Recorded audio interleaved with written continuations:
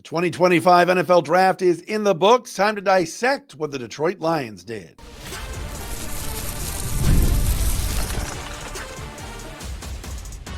You are Locked On Lions, your daily Detroit Lions podcast. Part of the Locked On Podcast Network, your team every day. What is happening, everybody? It's a brand new week of Locked On Lions right here on the Locked On Podcast Network, your team every day. Matt Derry with you on a Monday, April 28th, following the 2025 NFL Draft, and a Tuesday, April 29th. Thanks for making us your first listen. Thank you for being with us and finding us wherever you get your podcasts. Hope everybody is doing well. The draft is in the books. No, I'm not going to sit here and go over Mel Kiper's draft grade, Todd McShay's draft grade of the Lions. No, we're not going to do that. I will tell you what I think of each pick. We'll go over that. We'll talk about Brad Holmes getting a little snippy with the media on Saturday. After what took place in this draft, does this mean a certain veteran player is coming back? We got a call of the day. We got it all coming up right here on Locked On Lions on a Monday edition, the post-draft edition. And we're brought to you today by the all-new 2025 Nissan Armada. Stay tuned for the Armada draft pick of the week later in the show. Follow us on all social media platforms. Check us out. Check us out on YouTube. I mentioned before, that's our Locked On Lions YouTube page. Please subscribe. Call of the day. If you want to be our call of the day and be on the show, send a voicemail to speakpipe.com/Derry podcast page, and we might play yours on the show at some point this week. We're chasing down some draft experts and gurus for this week, so stay tuned for that. A lot going on. Look, the draft is done. I was on JR Mornings this morning on 760 WJR with my friend Jamie Edmonds today, Lloyd Jackson, and Chris Renwick. And they asked me what I thought. And I said, I'm not doing backflips over this draft class, nor am I going to sit here and roast them and give them an F. I like what they did. I like some of the picks. There's others I think are okay. When you draft 28th, you're not going to hit all these home runs. If you're drafting 28th in the first round, that means you're drafting deep in the second, deep in the third. Holmes was aggressive. He's not one of the best GMs for nothing when it comes to the draft. This guy gets creative in order to get players. So I want to go through and go over each pick a little bit and give you my thoughts on it. And we got plenty to do on this Monday edition. The Lions made 7 picks. Tyleik Williams, Tate Ratledge, Isaac Tesla, Miles Frazier, Ahmed Hassanin, Dan Jackson, and Dominic Lovett. They drafted 3 players from Georgia, lots of SEC players. And then you throw in the Ohio State player and the Boise State player. Everybody else was in the Southeastern Conference. I can tell you first and foremost, right here, right now, the guy I love and the guy that's my favorite pick and the guy that I think is going to be starting and playing very well for this football team right here, right now, in 2025 is Tate Ratledge. Some people are saying the Lions spent too much money to move up 3 spots from number 60 to number 57 to get the big right guard from Georgia. I'm here to tell you right now, this kid is going to be excellent. I love this move by Brad Holmes. I have no problem losing a 4th round pick in order to go up and get him in 3 spots. I think Tate Ratledge is exactly a Lion. I think he is prototype Hank Fraley, prototype Dan Campbell. I think you're going to put him at right guard or left guard and keep him there for years. This kid's a mauler. We said it over the weekend, all SEC 2 straight years, all American, doesn't hold, doesn't grab, doesn't commit penalties. A little bit concerning are some of the injuries that have piled up over the years, but Tate Ratledge is nasty. Big fella with a big mullet that can flat out play. And the Detroit Lions have been built by Brad Holmes and Dan Campbell for the last 4 years, one place. They've had one place that they have been dominant from the get-go, and that's the offensive line. Even the first year with Jared Goff, and in 2021, when they struggled and they won 3 games and they were no good, you started to see, though, the offensive line coming together. You saw guys from the previous regime under the then unnamed maestro, Bob Quinn, Taylor Decker, Frank Ragnow, guys like that. All right. They've now built this offensive line into what their identity is. There have been games over the last couple of years that the Lions have absolutely just jail sexed some of these other teams with offensive line pushing and shoving, power, and perfection. And so to go out and get Tate Ratledge from Georgia, chef's kiss, man. I'm all about it. That's my favorite pick. That's the guy I like the most in this draft class.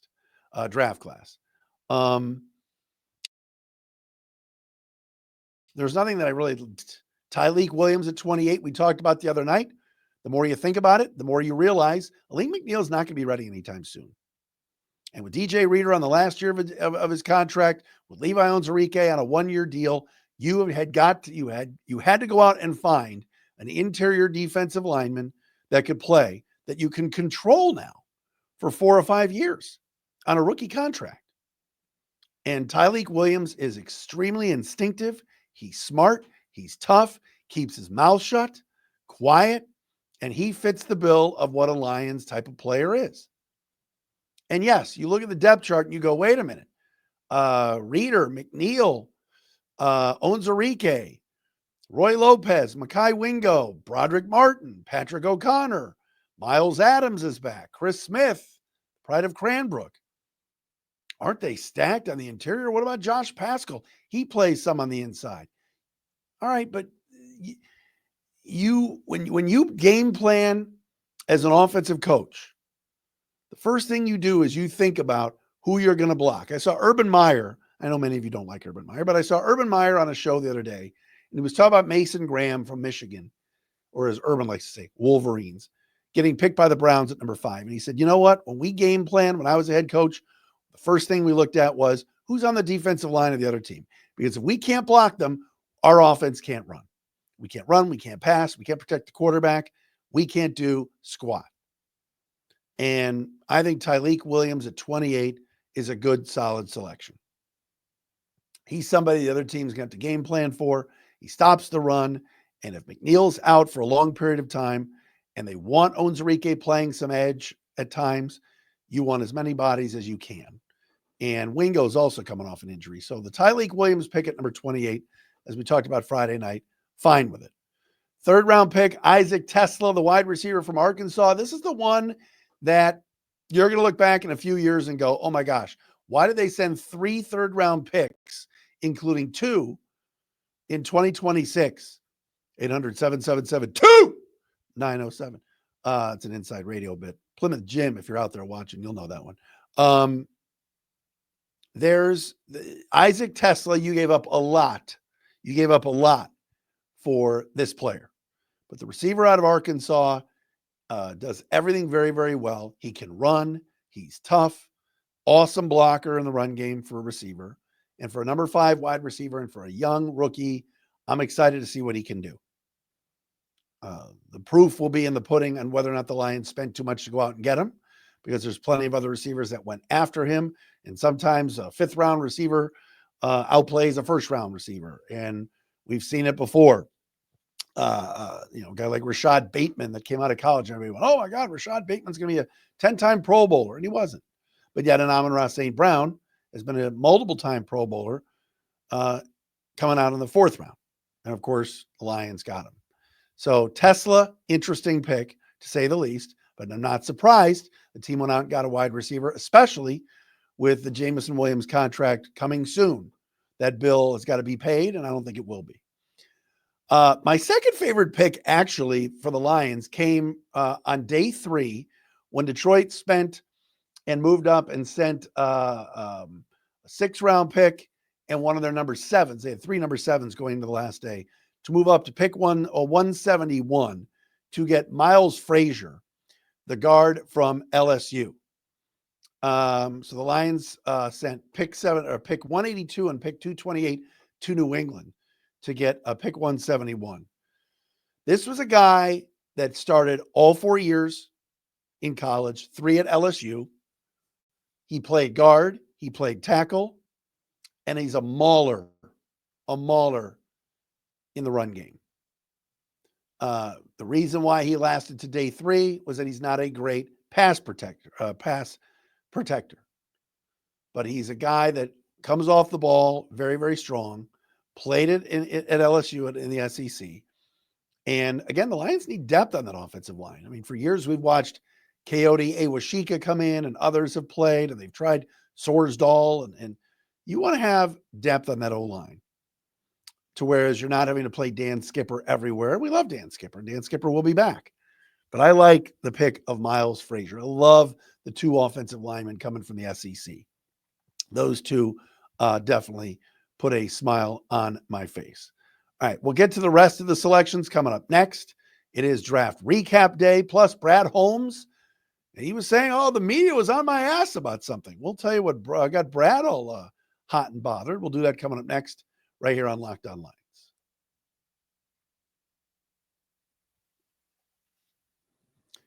And Locked On Lions today brought to you by Gametime. Nothing like the atmosphere of an NBA playoff game. And man, the LCA was rocking both Thursday and Sunday. Unfortunately, the Knicks escape with back-to-back wins, but every bucket, every defensive stop, every moment feels huge. It's electric in the arena. And with Gametime, you can be a part of it without the stress of last-minute ticket hunting. If the Pistons tomorrow night can go into Madison Square Garden, and why not? Every game's been close. And upend the Knicks and force a Game 6 Thursday night at Little Caesars Arena, get your tickets on Gametime, man. Gametime makes it fast and easy to get playoff tickets, even when demand is sky high. Prices on the app actually go down as tip-off gets closer, and their last-minute deals can save you up to 60%. Gametime is great. They got that all-in pricing, which means no surprise fees at checkout. What you see is what you pay. Take the guesswork out of buying tickets with Gametime.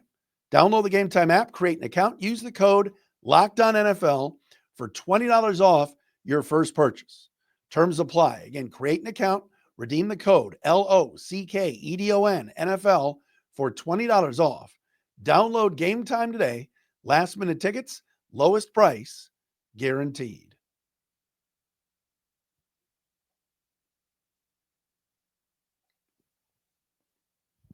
We are recapping the draft here on Locked On Lions on the Locked On Podcast Network, your team every single day. Nick Baumgardner from The Athletic is going to join us tomorrow to break down the draft. We'll have Nick on tomorrow to discuss his thoughts on what the Lions did. Nick and Colton Pouncey on their podcast, Welcome to Detroit, talked about Tyleik Williams a few weeks ago. I was listening to that, and they brought up that they would love that pick. So nice shout out to Nick and Colton from theathletic.com in regards to picking up on the Tyleik Williams possibility. All right, the 6th round is where things got kind of interesting for the Lions because fans finally got their wish. Heck, Matt Derry even got his wish.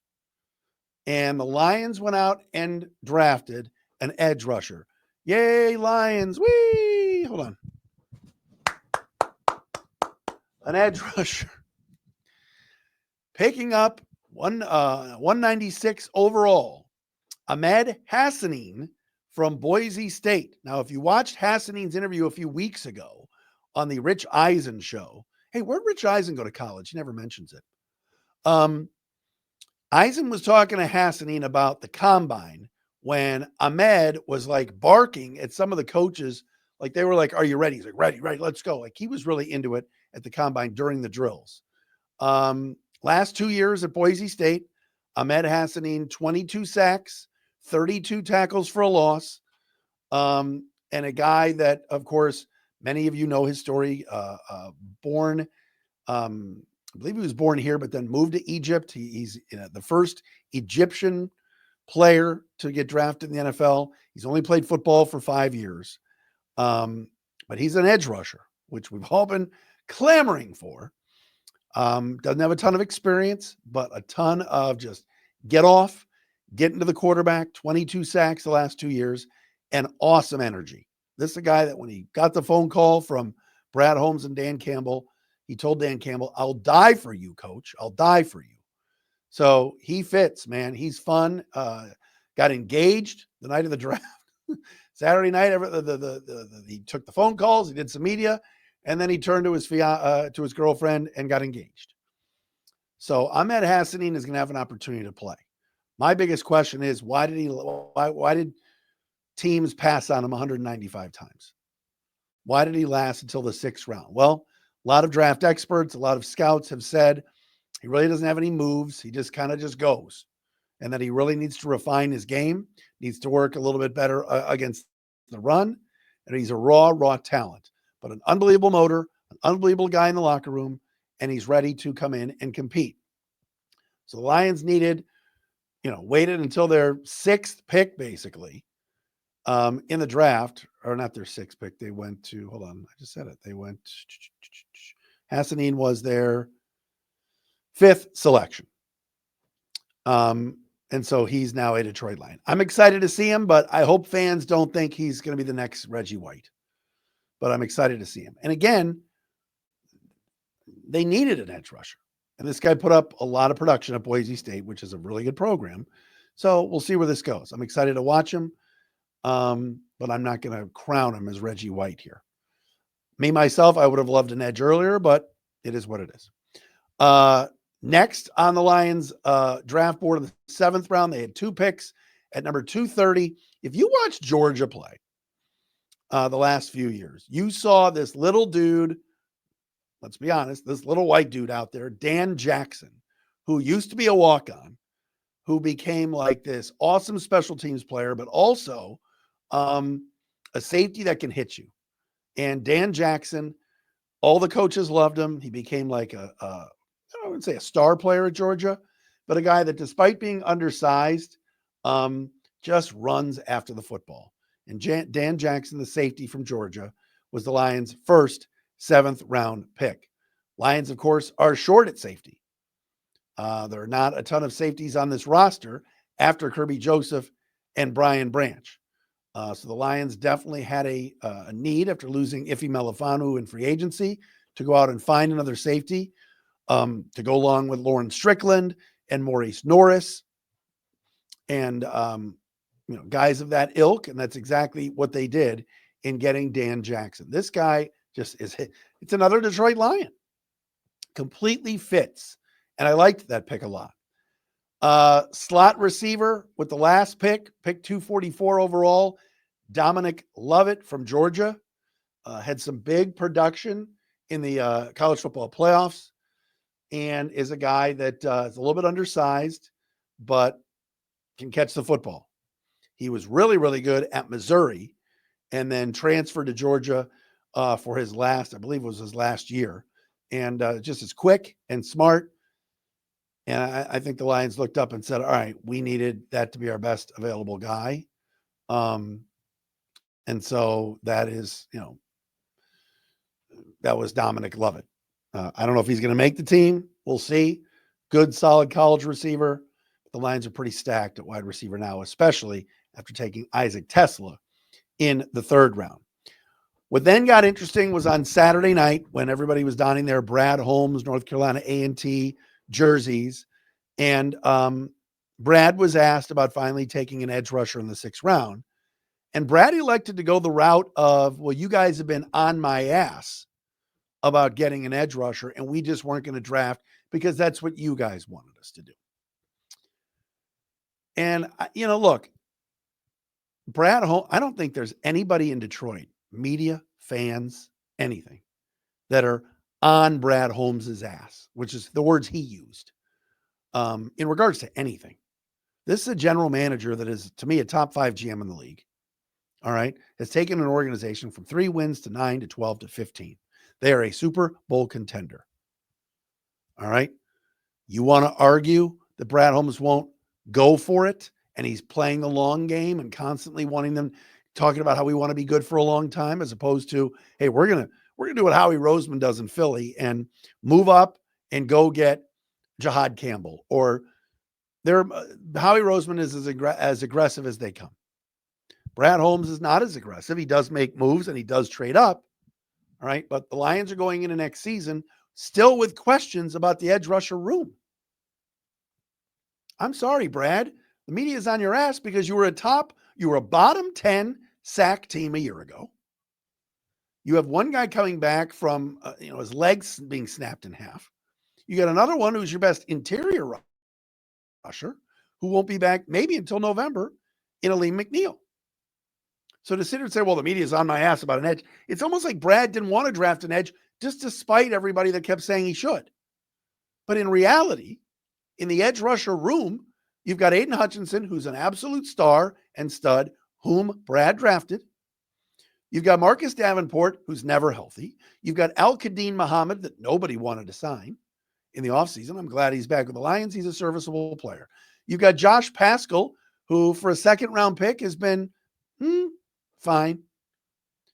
You've got Mitchell Agude, Isaac Ukwu, Nate Lynn. All right. I'm not sitting here telling you that right now this is a great edge room. Ahmed Hassanin, we'll see.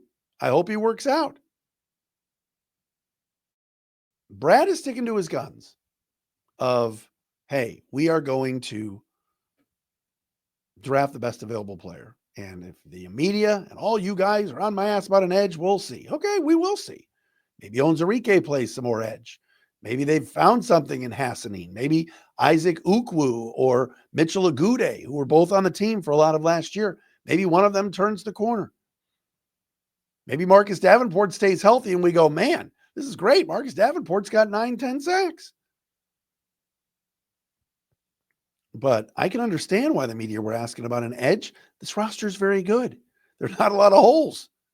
That's one, the opposite of Hutchinson, that we all talk about. So, saying the media is on his ass, I don't think anybody's on your ass, Brad. I think what they want is an upgrade at a position that, quite honestly, Jaden Daniels in the playoff game had all day to throw. All day. In week 18 against Sam Darnold in Minnesota, you were forced to blitz and blitz and blitz and blitz, and it was great. But you can't do that every game. All right, call of the day coming up next right here on Locked On Lions on a Monday edition.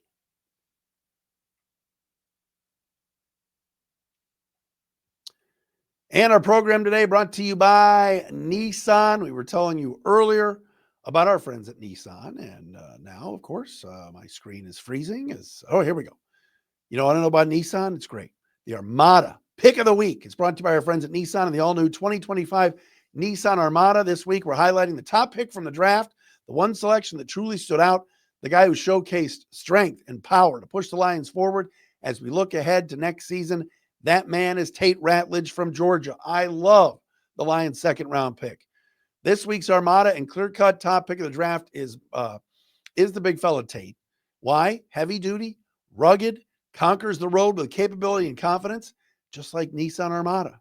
Dream big, go big. When it comes to Nissan Armada, they say go forth and conquer, and that's exactly what I think Tate Ratledge can do with the Lions. It's clear that our top pick of the draft is out here ready to conquer the road with confidence, just like you can in the all-new Nissan Armada or any of their outstanding vehicles. Take the Nissan Armada Rogue or Pathfinder and go find your next big adventure. Shop NissanUSA.com.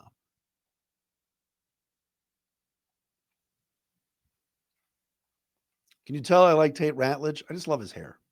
Prototypical Lion. We'll talk about that with Nick Baumgartner from theathletic.com tomorrow. All right, let's hear from you. It is time for our call of the day. And no, I have gone 24 minutes and have not mentioned the name Shedeur Sanders yet. Whee! All right. Aren't you proud of me? It's all anybody's talking about. It is super annoying. Good luck, everybody. Should I get a hat and wear it sideways like Shedeur does? He might actually be decent. We'll see. Call of the day. Go to speakpipe.com/dairy podcast page if you want to be our call of the day. Today's call of the day, Chris Brinkman, one of our everyday listeners. Take a listen.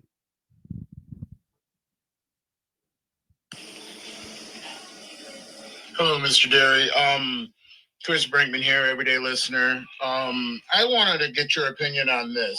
Some of my buddies and I, we always have conversations about if the Lions should draft or trade for this big edge rusher. And my argument on that is that we shouldn't, that we should keep our money and re-sign the players that we have and stick to the plan.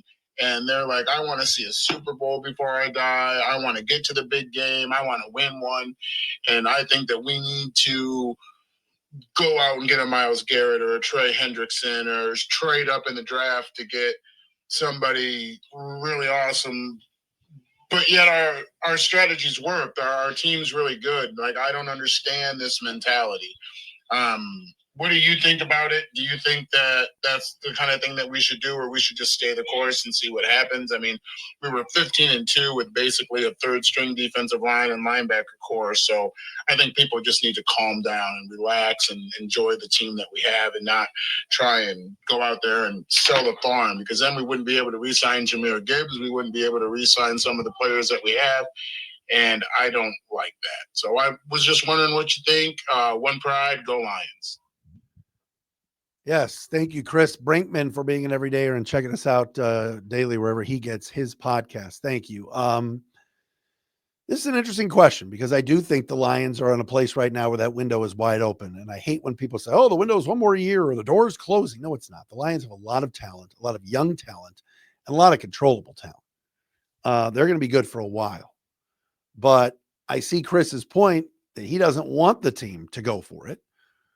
I want to see what Brad Holmes does the remainder of this offseason and also at the trade deadline this year.